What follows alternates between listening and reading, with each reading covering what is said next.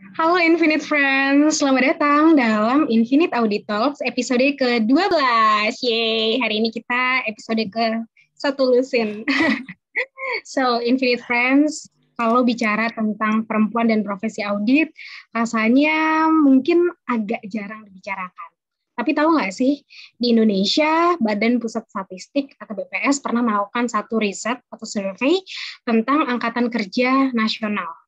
Memang sudah cukup lama, 2011 sampai dengan 2015 data yang diambil, tapi rasanya sampai dengan hari ini masih sangat relevan. Hasil dari survei Angkatan Kerja Nasional itu menunjukkan bahwa tingkat partisipasi Angkatan Kerja atau TPAK perempuan itu jauh di bawah laki-laki gitu. Ini berkisar antara 48 sampai dengan 52% jauh di bawah. Sedangkan partisipasi Angkatan Kerja laki-laki itu almost twice dibandingkan perempuan, even sampai ke angka di atas 80%.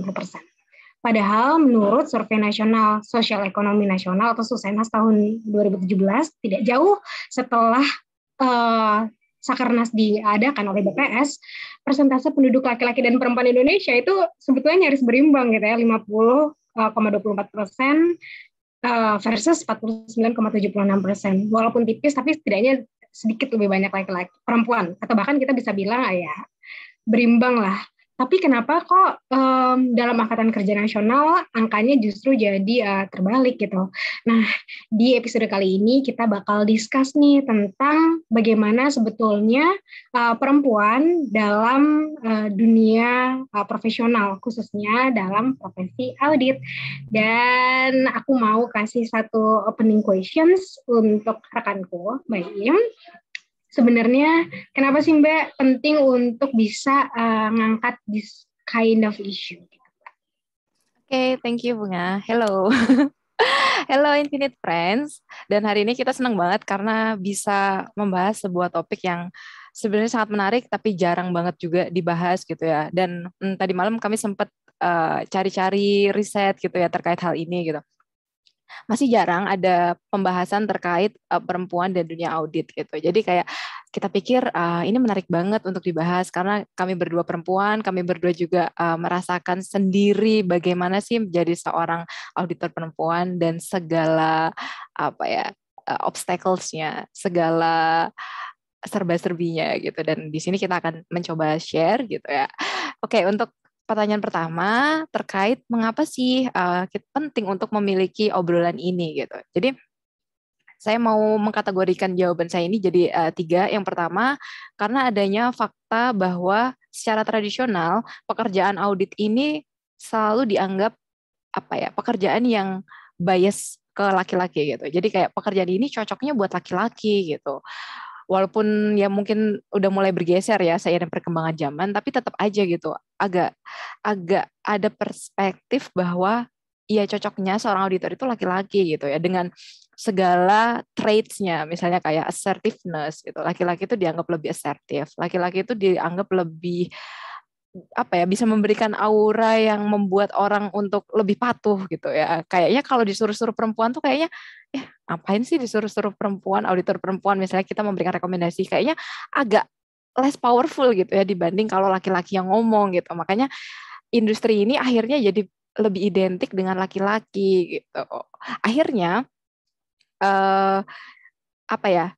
Selain jadi jumlah auditor perempuan itu biasanya lebih sedikit gitu ya. Tapi ada hal yang menarik juga nih Bung yang disebutkan di Go Figure-nya Gojek episode ketiga gitu ya bahwa ya ada dua fakta, makin teknis makin sedikit perempuannya. Yang kedua, makin tinggi posisinya, makin sedikit juga perempuan. Jadi kayak bayangin perempuan itu tadi udah Bunga sebutin bahwa perempuan tuh sama hampir sama jumlahnya dengan laki-laki di Indonesia, tapi kontribusinya di dunia audit tuh bisa dibilang jadi lebih sedikit gitu ya. Padahal we can contribute more, I believe gitu. Nah, selain fakta, kedua juga saya ingin mengangkat tentang kenyataan bahwa kita hidup di Indonesia, sebuah negara yang juga melihat perempuan itu secara struktur sosial gitu ya, lebih cocoknya tuh tidak tidak apa ya, tidak bekerja sebagai apa ya, auditor tadi sudah saya sebutkan bahwa itu adalah profesi yang identik dengan laki-laki gitu ya. Terus kayaknya tuh kalau perempuan bekerja jadi auditor kayaknya ambisius banget sih kamu gitu ya. Jadi kayak ada perasaan bahwa woman can have it all. Jadi kamu nggak bisa tuh punya karir yang bagus, yang cemerlang. Kamu nggak bisa juga having a good and conducive family gitu ya. Jadi kayaknya kamu tuh nggak bisa punya semua-muanya. Kamu tuh have to choose one. Kamu tuh mau ngurusin keluarga kamu atau kamu mau punya karir yang bagus. You have to choose. Kenapa? Kenapa sih perempuan harus milih gitu kalau kata Najwa Shihab? Kenapa gitu? We can have both gitu ya, dengan tentu dengan beberapa tips yang nanti akan kita coba share gitu ya. Selain itu juga ada buku yang sangat saya suka gitu, judulnya Lean In, karya, bentar saya mikir, Sheryl Sandberg gitu ya. Jadi dia tuh nyebutin di situ bahwa kalau perempuan menunjukkan karakter-karakter kepemimpinan, dia tuh dibilang bossy. Kalau laki-laki yang menunjukkan karakter ke pemimpinan, dia tuh dibilang have a leadership skill gitu. Bayangin betapa tidak imbangnya dunia melihat laki-laki dan perempuan gitu. Jadi kenapa isu ini jadi menarik juga karena kita pengen membahas bagaimana sih perempuan dilihat di dunia audit, terus bagaimana kita mau memberikan tanggapan terhadap hal itu, dan juga nanti di akhir kita akan share tips. Dan terakhir saya mau ngomong juga tentang additional obstacles gitu ya, bahwa audit ini biasanya pekerjaan yang travel intensif, banyak travelingnya, yang akhirnya jadi biasanya perempuan kayak enggak deh, karena saya nggak bisa sambil mengurusi keluarga dengan pekerjaan yang travel intensif ini, akhirnya jadi banyak yang mundur gitu. Jadi kayak itu tadi 3 hal, adanya fakta-fakta, yang kedua juga karena kita live in a country yang gimana ya nyebutnya, ya masih melihat laki-laki itu lebih tinggi lah gitu ya. Dan yang ketiga juga adanya additional obstacles yang dihadapi oleh kita sebagai perempuan gitu. Oke. Sekarang saya juga kayaknya mau nanya pertanyaan yang sama sih, Bung. Kenapa gitu gender equality ini jadi worth it untuk dibahas, terutama karena kita di dunia audit, tentu kenapa sih di dunia audit ini jadi penting untuk dibahas gitu? Thank you, Mbak Iyum, pertanyaannya. Dan tadi juga menarik gitu ya yang disampaikan bahwa memang ini tuh penting gitu untuk bisa diangkat, karena memang kalau menurutku pribadi, apakah gender equality ini jadi isu atau enggak, maka aku tuh perlu, karena aku orangnya cukup realistis gitu ya, jadi aku tuh mungkin lebih senang untuk bisa membandingkan satu standar tertentu dibandingkan dengan kondisi realnya seperti apa. Nah, aku sendiri melihat bahwa kalau kita bicara tentang dunia audit, apakah si perempuan ini tuh meets the needs gitu ya dari si industri ini atau tidak, itu kita mesti lihat dulu nih, based on the research atau mungkin result dari memang kebutuhan-kebutuhan stakeholders, apakah kita memenuhi. Ada satu hal yang menarik, ini diterbitkan oleh the KPMG, Order Based Insight Report, judulnya adalah Audit 2025. Dia coba untuk capture sebetulnya apa sih yang industri audit ini tuh butuhkan gitu untuk labornya dia. Dan hal yang menarik adalah dia point out beberapa hal. Yang pertama adalah strong communication skill. Lalu kemudian yang kedua emotional intelligence. Yang ketiga critical thinking and business acumen. Kemudian professional skepticism dan juga interpersonal skills. Nah, kalau kita bicara tentang 5 hal tadi, rasanya kok technically itu tidak ada yang tidak bisa dijawab gitu ya oleh gender base, yang maksudnya kalau perempuan pun juga bisa gitu untuk bisa memenuhi keseluruhan this kind of ekspektasi gitu dari stakeholders gitu di dunia internal audit atau mungkin external audit. Hanya saja memang kalau kita bicara tentang bagaimana itu ada di negara kita di Indonesia, kita tuh bicara tentang sebuah sejarah yang panjang gitu ya, tentang memang harus diakui atau tidak, budaya patriarkalismenya cukup kuat gitu. Dan ini bukan satu hal yang kemudian kita diset sebagai hal yang buruk atau tidak baik dan segala macam. No, sama sekali enggak. Dan ini lebih ke arah bagaimana kita bisa menggunakan kacamata tertentu dalam melihat satu kondisi. Dan secara budaya, karena sejarahnya sudah cukup panjang gitu, sehingga memang dikotomi pembagian tugas dan segala macam itu tuh jatuhnya jadi embedded gitu kan ke setiap person gitu, dan akhirnya itu juga yang kita gunakan, kacamata yang sama yang kita gunakan pada saat kita bekerja, sehingga mungkin at the end kalau kita bicara bahkan mungkin kayak contohnya ambil di sektor publik di tempat saya bekerja gitu ya, untuk entry level rasanya kalau kita bicara tentang perempuan itu hampir berimbang, sama kayak tadi survei yang dilakukan oleh BPS. Mungkin secara populasinya hampir berimbang, tapi ini ada satu hal yang menarik. Semakin naik levelnya, itu kesempatan terhadap perempuannya mungkin jadi apa ya? Karena banyak sekali faktor gitu ya. Itu jadi kemudian memiliki gap yang semakin besar, semakin tinggi posisinya akan semakin besar gapnya seperti itu. Nah itu juga menjadi isu yang rasanya saat ini sudah lebih banyak orang dan juga institusi semakin aware.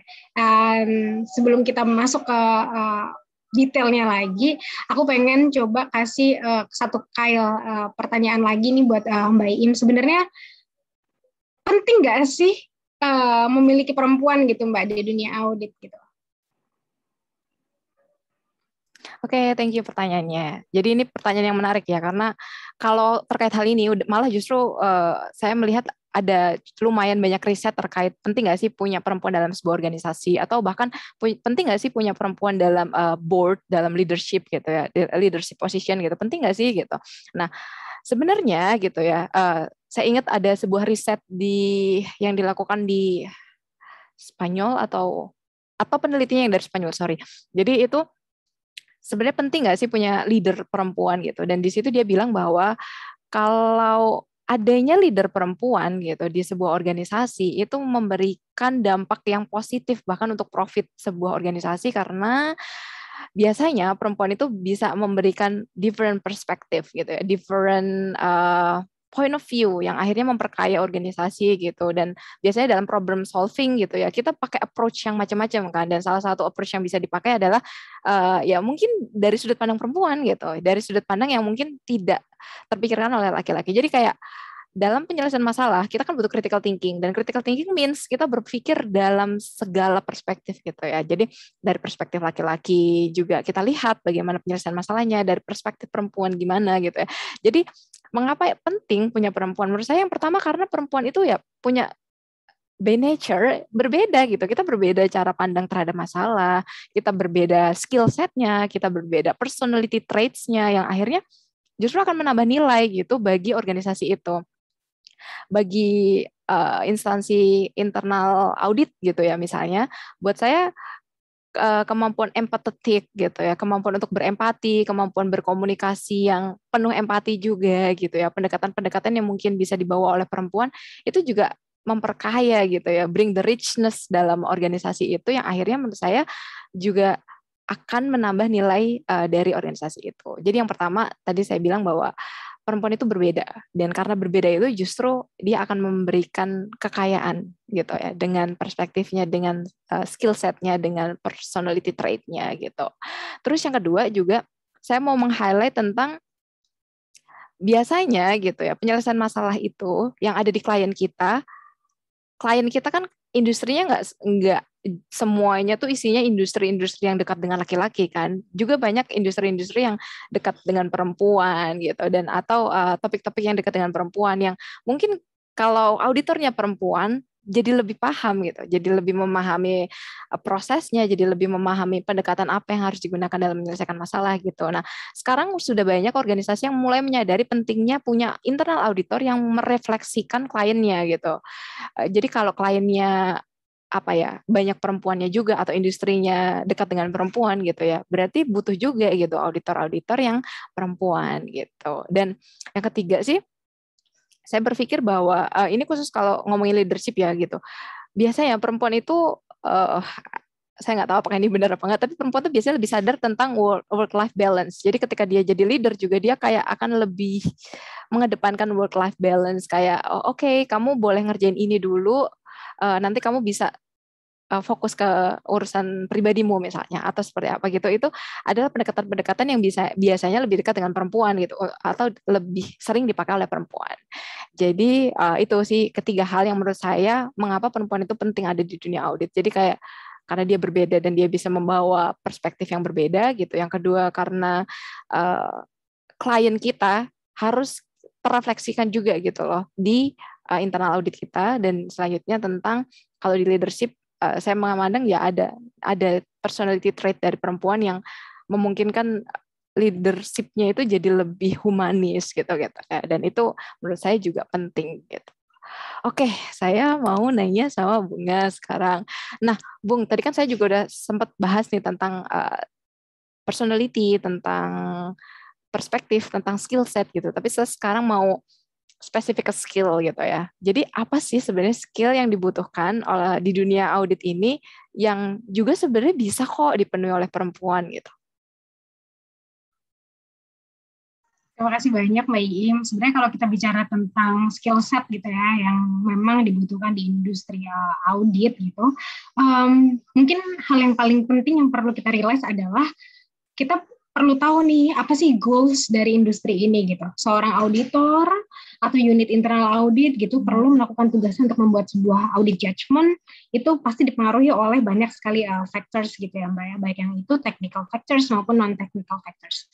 Dan banyak sekali juga yang aspek-aspek yang akan mempengaruhi hal tersebut, seperti misalkan kita perlu lihat kayak aspek perilaku, aspek individu, psychological approach-nya seperti apa, dan segimana, dan hal-hal lain yang memang akan sangat mempengaruhi penyusunan audit judgment tersebut. Dan kalau misalkan kita bicara saat ini gitu ya, tadi aku udah sempat kasih sedikit spoiler mungkin beberapa skill set yang memang secara secara update gitu dibutuhkan oleh seorang audit, dibutuhkan dalam sosok seorang auditor. Dimana kalau misalkan kita bicara tentang strong communication skills, itu kita mesti tahu bahwa tipikal komunikasi seperti apa, skill komunikasi seperti apa sih sebenarnya yang dibutuhkan oleh auditor atau mungkin unit internal audit untuk bisa memastikan bahwa tindak lanjut atas temuan atau mungkin rekomendasinya dijalankan dengan optimal segala macam kalau kita bicara tentang internal audit, atau mungkin punya marwah yang kuat gitu ya, punya kedudukan yang dianggap ini memang patut untuk diikuti kalau kita bicara tentang external audit, atau mungkin ya itu both lah, internal dan eksternal. Nah kalau kita bicara tentang hal yang tersebut, maka mungkin kita akan ngomong at least persuasive communication, hal-hal yang seperti itu, dan itu sebetulnya juga bukan hal yang kalau bisa dibilang tidak bisa dijawab oleh kaum perempuan gitu di dalam dunia audit. Dan saya sangat percaya bahwa successful auditors itu fokusnya adalah dia bisa clearly gitu ya, conveying thoughts, ideas, suggestions, yang mana justru itu sama sekali bukan boundaries gitu yang dihadapi oleh perempuan gitu dalam dunia audit. Lalu kemudian kalau kita bicara emotional intelligence, nah ini mungkin menjadi satu hal yang cukup challenging nih. Kalau tadi posisinya draw gitu ya, kalau ini mungkin memang I have to be honest, ini mungkin menjadi satu hal yang cukup challenging. Kalau misalkan kita bicara tentang bagaimana kemudian seorang perempuan itu dibandingkan dengan laki-laki, pasti laki-laki bisa jauh lebih stabil dan segala macam. Nah ini mungkin yang memang menjadi another kind of challenge gitu. Tapi saya sendiri melihat bahwa emotional intelligence ini bukan berarti menjadi hal yang lack aja gitu, yang gapnya belum bisa dipenuhi oleh seorang auditor perempuan gitu. Meskipun memang kalau kita bicara in general, hal-hal yang seperti ini tuh mungkin menjadi hal yang perlu untuk bisa terus di-improve gitu ya. Lalu kemudian yang ketiga, kita bicara tentang critical thinking and juga business acumen. Nah, kalau kita bicara tentang critical thinking, business acumen, of course, even ada satu research di mana um, kemampuan critical thinking perempuan itu much better. Meskipun angkanya tidak signifikan, tapi memang ini menjadi competitive advantage yang juga penting dan perlu untuk di-highlight. Artinya apa? Artinya nantinya untuk dapat mengampu posisi-posisi yang memang sentral, itu tidak ada gap yang bisa diangkat gitu isunya. Kalau misalkan perempuan mungkin dianggap kurang atau apa segala macam, justru research-nya mengatakan sebaliknya gitu. Lalu kemudian professional skepticism. Wah, ini kalau bercanda di sosial media rasanya kita sering banget ya dengar ya, perempuan selalu benar apa segala macam, atau mungkin kayak perempuan ini bisa banget nih nyari kesalahan dan segala macam. And that's true gitu. Research-nya masih sama seperti yang poin sebelumnya. Ini tuh menunjukkan sebenarnya critical thinking-nya oke juga gitu kan. Artinya bagaimana kemudian auditors gitu bisa ask the right questions, make the right suggestions, karena mereka bisa mendeliver critical thinking yang tajam gitu, yang robust gitu, yang oke. Itu justru ini menjadi satu competitive advantage yang oke banget gitu buat kaum hawa gitu ya. Nah, lalu kemudian professional skepticism, sama kayak yang meme yang tadi gitu ya. Ini juga rasanya bukan hal yang kemudian bisa dijadikan alasan untuk kayak mungkin women left behind gitu ya, compared to laki-laki gitu dalam industri audit. Dan yang terakhir ada interpersonal skill. Nah, ini juga sama sekali draw gitu ya positionnya ya. Jadi aku melihat sebetulnya skill sets yang kemudian dibutuhkan oleh industri dengan skill sets yang kemudian dimiliki oleh mostly, of course kita kalau bicara tentang skill set personal tuh ini ya benar-benar based on the person gitu. Tapi generally itu semuanya itu bisa terjawab. Artinya memang aku nggak melihat bahwa gap dari yang dimintakan oleh industri dan apa yang dimiliki oleh si auditor wanita gitu in general itu tuh ada gapnya. So ya Mbak, that's my thoughts deh regarding this kind of issue. Nah, selanjutnya aku pengen diskusi sama Mbak Iim tentang gimana sih sebenarnya hal-hal atau kayak kamu gitu ya melihat hal-hal yang ada gitu di dunia audit dikaitkan dengan perempuan. Bagaimana kamu melihat perempuan di dunia audit, atau mungkin kayak technically itu gimana sih? Dan mungkin kayak kamu juga bisa kayak kasih experience kamu selama ini gimana gitu, Mbak. Oke, thank you, Bunga. Jadi menarik nih. Tadi kan di awal-awal juga kita udah bahas ya, Bung, bahwa jumlah dari auditor ini biasanya makin ke atas, makin ke posisi leadership makin sedikit gitu ya. Dan kedua, makin teknis bidangnya juga biasanya makin dikit gitu. Dan itu adalah fakta gitu. Jadi kalau kita melihat perempuan di dunia audit, ya kita bisa bilang bahwa jumlahnya sedikit dan makin ke atas makin sedikit pola gitu. Terus yang kedua juga karena kita punya gap permasalahan tadi misalnya kayak travel intensive career ya ini audit ini. Jadi akhirnya para perempuan memilih untuk mundur gitu ya. Jadi kayak apa ya? Nggak bisa kita meretain auditor perempuan sampai ke posisi atas. Orang ketika dia misalnya sudah memutuskan untuk memilih keluarganya, akhirnya dia mundur gitu kan. Dan itu kayak biasanya bukan problem yang harus dihadapi laki-laki gitu. Bukan problem yang, by the way, saya jadi pengen ngasih disclaimer bahwa ini tuh obrolan ini sama sekali nggak berarti kita kayak mendiskreditkan laki-laki. We do appreciate men gitu ya. Jadi kayak di sini kayak ini cuman curhatan perempuan gitu ya. Jadi nggak berarti bahwa oh laki-laki tuh jadi nggak punya problem gitu. Nggak juga gitu. I know kalau laki-laki juga jadi punya problem karena mereka punya pressure untuk bekerja lebih bagus gitu-gitu ya. Dan cuma di sini kita akan spesifik memang membahas tentang perempuan aja gitu. Jadi kayak ini sekadar disclaimer gitu ya. Nah, oke. Selanjutnya saya juga mau ngomong bahwa biasanya perempuan itu dianggap tadi less assertive gitu. Terus jadinya kita kayak less confidence juga ketika kita less confident juga ketika kita menyampaikan sesuatu gitu. Kayaknya nggak meyakinkan nih kalau perempuan yang ngomong, beda sama laki-laki. Kayak kita maunya nurut sama yang laki-laki aja deh gitu. Kalau auditor laki-laki yang ngomong tuh kayaknya lebih bisa diturutin gitu, lebih enak untuk ngikutin gitu daripada kalau auditor perempuan yang ngomong, kayaknya juga tidak datang dari keilmuan yang memadai gitu. Jadi terutama mungkin karena saya di dunia IT gitu ya, di mana laki-laki itu cenderung dianggap lebih pintar gitu di dunia teknologi gitu ya. Jadi kalau misalnya saya merasa bahwa apakah saya dipandang sama gitu ya dengan my counterparts, my male counterparts gitu ya. Apakah saya dianggap sama? Saya merasa enggak gitu. Jadi kayak pasti klien saya melihat bahwa auditor laki-laki, auditor TI yang laki-laki itu kayak lebih capable. Mereka lebih pantas untuk didengarkan gitu ya. Karena mereka berasumsi bahwa laki-laki itu lebih mampu gitu, lebih menguasai materi tentang teknologi ketimbang kalau perempuan gitu ya. Jadi ya people tend to think that I'm less capable than my male counterparts gitu sebenarnya gitu. Oke, jadi itu yang menyebabkan ada beberapa problems tadi yang saya sebutin kalau travel intensif bikin orang jadi mundur, terus kayak juga secara personality traits mungkin perempuan dianggap kurang cocok jadi auditor gitu-gitu ya.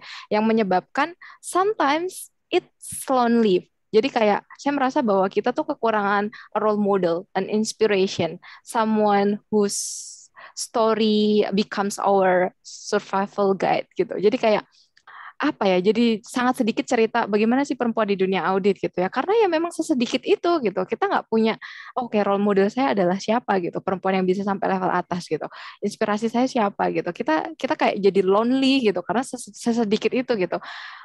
Bunga di timnya tuh perempuan sendiri kan, dan saya juga di tim saya juga perempuan sendiri, it's lonely karena kita biasanya cerita kan pengennya juga ke orang yang lebih memahami kita, yang biasanya gendernya sama gitu kan, dan tapi kita selonely itu gitu gitu. Jadi kayak nggak cuman di peers, nggak cuman di temen, ke atas juga kita kekurangan gitu, kekurangan orang yang mau kita lihat gitu, yang akhirnya kayak oke, kalau saya mau maju gitu kayak membuka jalan gitu, apa ya, harus, karena kita nggak punya seseorang yang kita contoh gitu ya, ya ada gitu tapi sesedikit itu, jadi kayak kita nggak tahu know how-nya gimana untuk naik ke posisi atas misalnya seperti itu karena segitu sedikitnya auditor yang perempuan gitu. Dan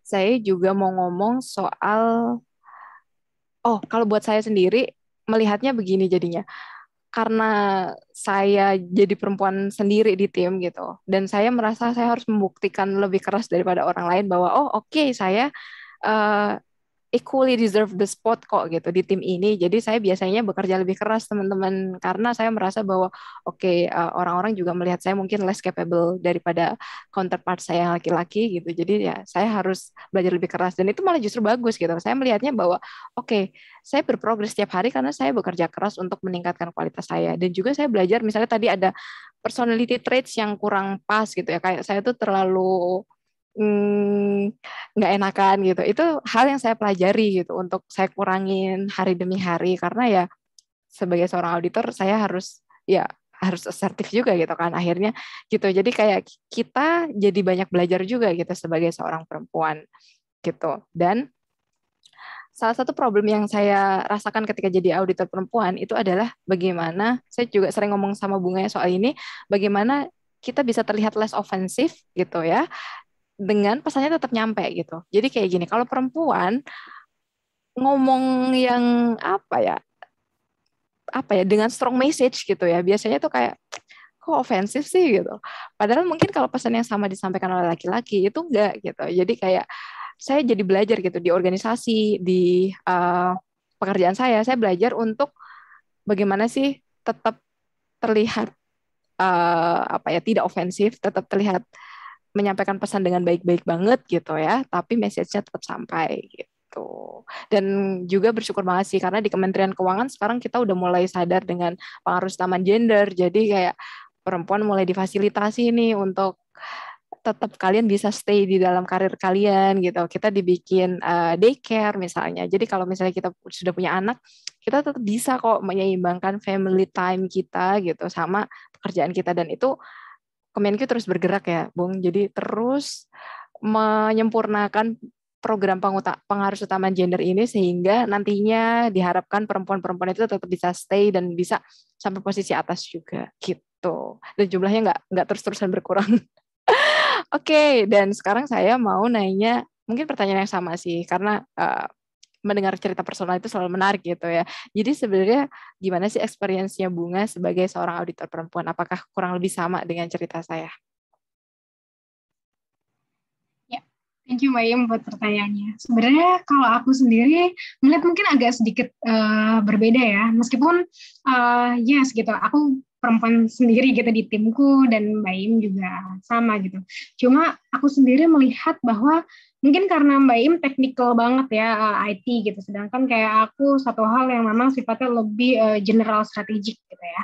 Nah, hal yang aku alami itu justru tidak ada pembedaan dan lebih ke arah apa ya, betul-betul ya kita dinilai dan dihargai berdasarkan apa yang kita punya gitu, skills yang kita miliki, analytical thinking yang memang kita apa bisa dalami kayak gitu-gitu. Jadi mungkin hal yang berbeda adalah di sini aku pengen point out bahwa mungkin di tipe-tipe yang lebih teknikal seperti yang Mbak Iim saat ini tempat berkaryanya gitu, itu mungkin jatuhnya jadi ada isu seperti itu. Sedangkan I do believe gitu, mungkin di hal-hal yang sifatnya lebih general strategik kayak yang aku punya itu sudah tidak banyak mempertimbangkan hal-hal yang demikian. Meskipun kita juga tetap harus aware bahwa memang benar gitu ya, based on the research itu semakin teknikal dan semakin tinggi posisi itu biasanya kesempatannya akan jauh berbeda. Jadi itu mungkin apa jawaban dari aku secara personal. Tapi aku juga pengen kasih tahu bahwa ini ada satu sebenarnya research gitu ya yang cukup menarik dilakukan di Fakultas Ekonomi Universitas Muhammadiyah Malang, ini oleh Mbak Ratna Utami. Judulnya adalah Perbedaan Profesionalisme Auditor Ditinjau dari Perspektif Gender gitu. Dan dia melakukan sebuah tes dari sampelnya adalah auditor gitu di kotanya, di mana resultnya adalah sama sekali tidak ada perbedaan in professionalism antara perempuan dan juga laki-laki gitu, dan itu hasilnya angkanya cukup kuat gitu, dan aku melihat bahwa memang tidak hanya aku gitu ya tadi bilang secara personal pengalamannya seperti itu, tapi memang in general I do believe sebetulnya culture-nya sudah bisa support sih, itu yang aku perlu highlight. Hanya saja memang untuk bisa pada level-level tertentu sampai dengan level-level yang certain gitu, itu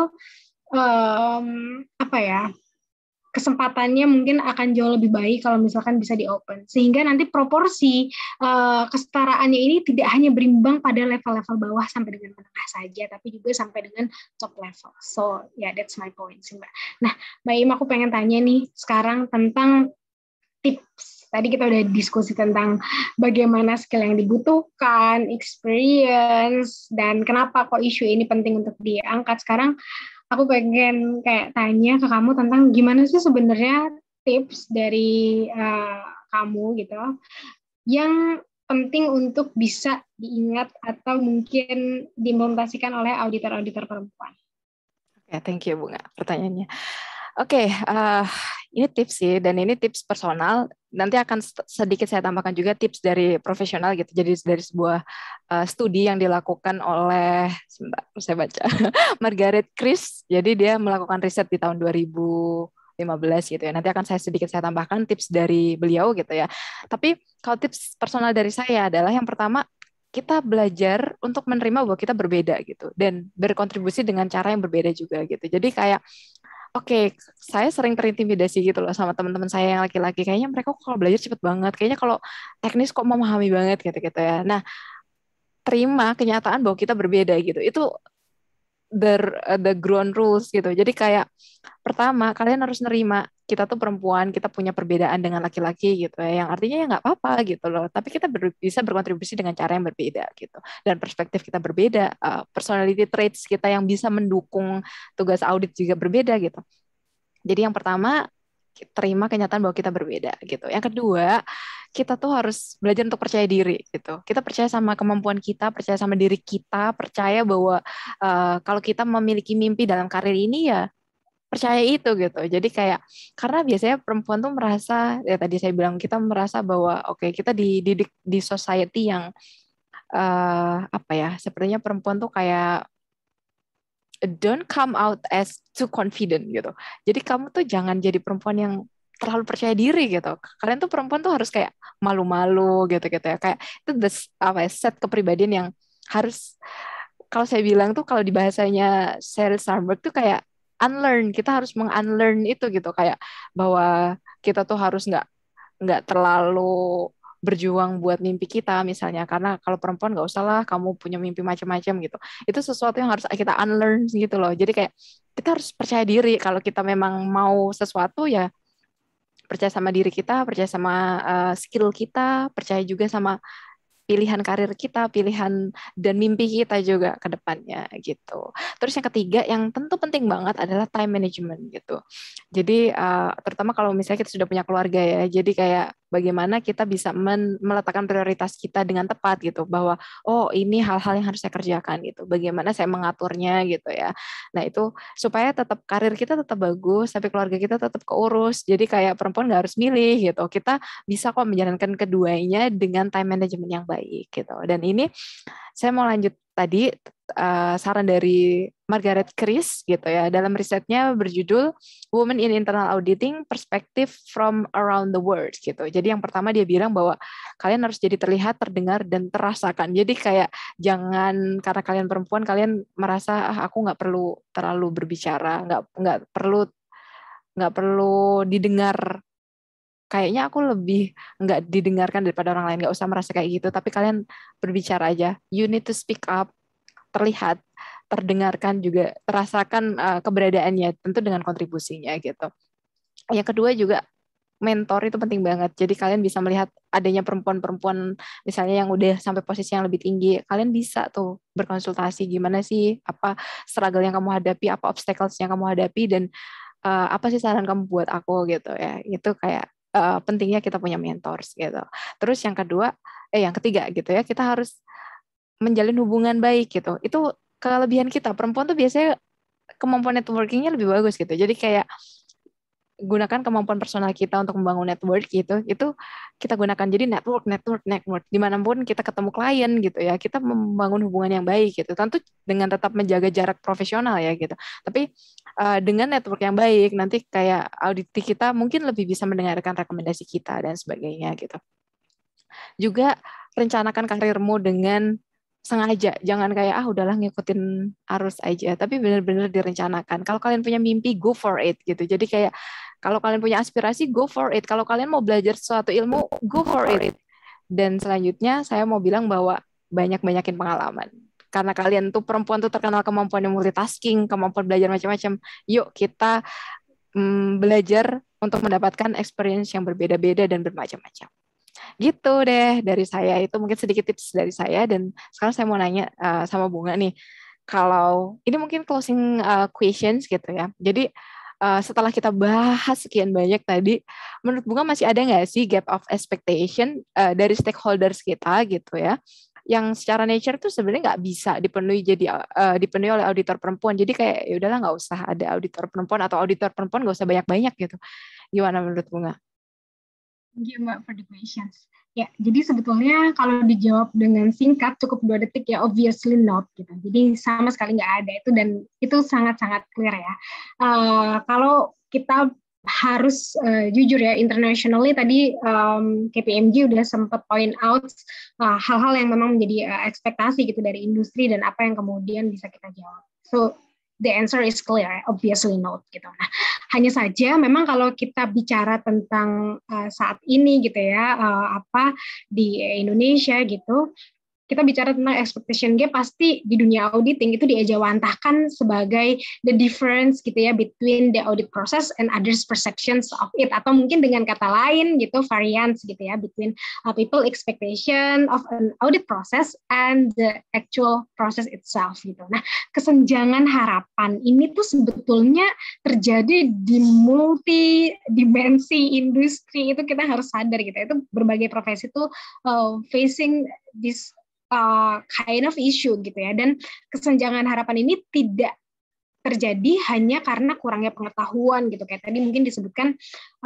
ada beberapa hal yang mungkin kita sebut sebagai skill sets gitu ya, yang dijadikan dasar, tapi juga hal-hal lain gitu, kayak misalkan mungkin hal-hal yang sifatnya personal banget gitu ya. Jadi aku sendiri melihat bahwa dikaitkan dengan gender bias gitu di dunia audit, hal yang penting untuk bisa kita bangun sebagai perempuan gitu ya, tadi ini another kind of tips gitu ya, itu adalah our very own mentality.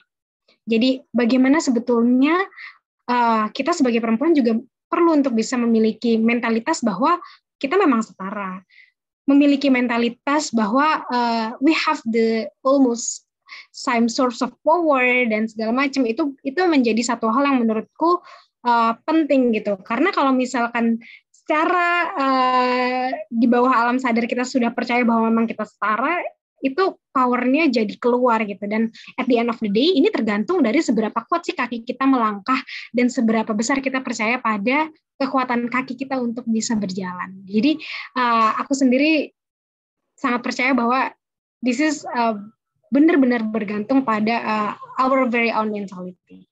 So that's the thing yang bisa mungkin wrap up diskusi kita di kesempatan siang ini. Dan to be honest, I personally really enjoy to discuss this topic. Dan teman-teman Infinite Friends, terima kasih banyak udah bisa nonton episode ke-12 ini. Buat teman-teman yang mau diskusi terkait isu tertentu dalam dunia audit, please drop your ideas di kolom komentar di bawah ini, atau mungkin bisa juga ke kanal Instagram kami di @gresika_bunga_silvana atau Nur Imro'atun Solihat, dan bisa juga kita dihubungi lewat LinkedIn, so we can discuss further dan lebih dalam lagi nanti di episode ke-13. Sampai ketemu Infinite Friends semuanya, bye-bye. Bye, thank you.